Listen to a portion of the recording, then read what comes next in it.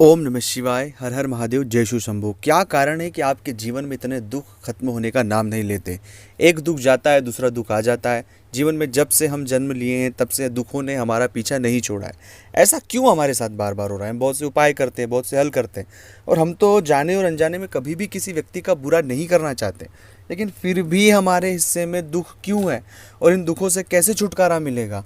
आखिरकार हमें विस्तार से ये चीज़ें बताएं, आप समझें, और इस पूरी जो घटनाक्रम हमारे साथ जीवन में हो रहा है दुखों को लेकर, ऐसा क्यों? और जब हम उन बुरे लोगों को देखते हैं, जो लोग बहुत बुरे हैं, ख़राब हैं, लेकिन उनके जीवन में सब चीज़ें बेहतर होती जाती है, हमें समझ ही नहीं आती कि ईश्वर का क्या न्याय है, और हम बहुत हताश और निराश हो जाते हैं। हमारे मन में कई सारे प्रश्न शुरू हो जाते हैं कि हमारे जीवन में इतना दुख, इतना पीड़ा क्यों है?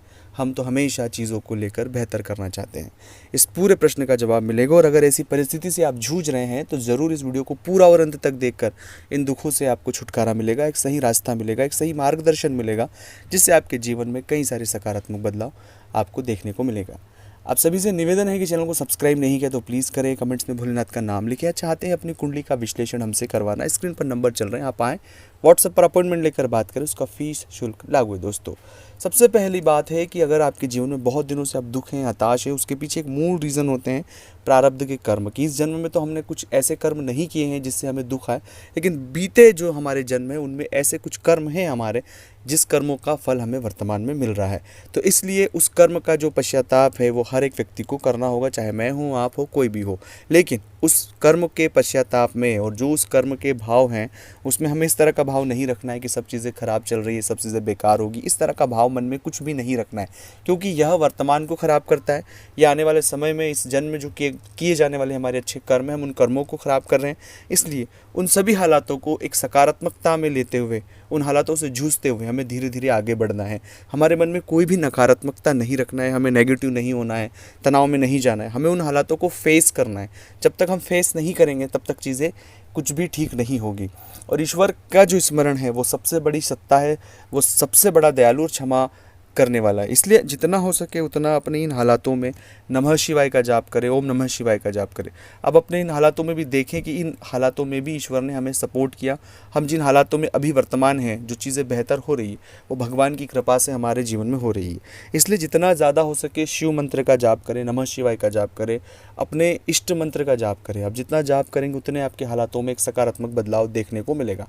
लेकिन कहीं भी नकारात्मक नहीं होना है, कहीं भी आपको बहुत ज़्यादा डिप्रेशन, तनाव या इस तरह की नेगेटिविटी में नहीं जूझना है। जो हालात है उन्हें फेस करना है, खुद को शांत रखना है। जो हमारा कर्म आप कर रहे हैं उन्हें पूरे डेडिकेशन के साथ उस कर्म को करते जाएं। धीरे धीरे धीरे जैसे ही वक्त बीतेगा और आप इन हालातों से बाहर हमेशा के लिए आ जाएंगे। लेकिन वर्तमान अगर आप अपनी परिस्थितियों में आप विचलित होंगे, आप अपने मन को भ्रमित करेंगे, आप बहुत परेशान होंगे, हताश होंगे, निराश होंगे, तो एक गलत डिसीजन आपके जीवन को पूरा बदल सकता है। तो इसलिए मेरा निवेदन है कि ऐसे हालातों में नमः शिवाय का जाप करें, खुद को धैर्य रखें, अपने हालातों को बहुत डीप ऑब्जर्वेशन करें कि कहाँ सही है, क्या गलत है। जितना हो सके कम बोले, कम बोलने की कोशिश करें, चीज़ों को समझने की कोशिश करें। अपने बुरे हालात हर एक व्यक्ति के सामने व्यक्त नहीं करें। जो भी चीज़ों के लिए एक जो नया रास्ता है उस रास्ते की तरफ आप जाएँ। इस तरह की जब कोशिश आप सकारात्मक करेंगे, ईश्वर आपका साथ देगा, और धीरे धीरे धीरे जो भी दुख आपके जीवन में चल रहा है आप उससे बहुत कम समय में बाहर निकल आएंगे। अपने अंदर, अपने आसपास, अपने घर के आसपास जो भी शिवालय हो, 2 वक्त शिवालय ज़रूर जाएं। ओम नमः शिवाय का जाप जितना हो सके उतना जाप करें। आपके जीवन में बहुत कम समय में वो बदलाव देखने को मिलेगा जिसके बारे में आपने कभी सोचा नहीं होगा। तो अगर ये वीडियो अच्छा लगा तो लाइक करना, शेयर करना, कमेंट्स करना। मिलते हैं अगले वीडियो में। ओम नमः शिवाय।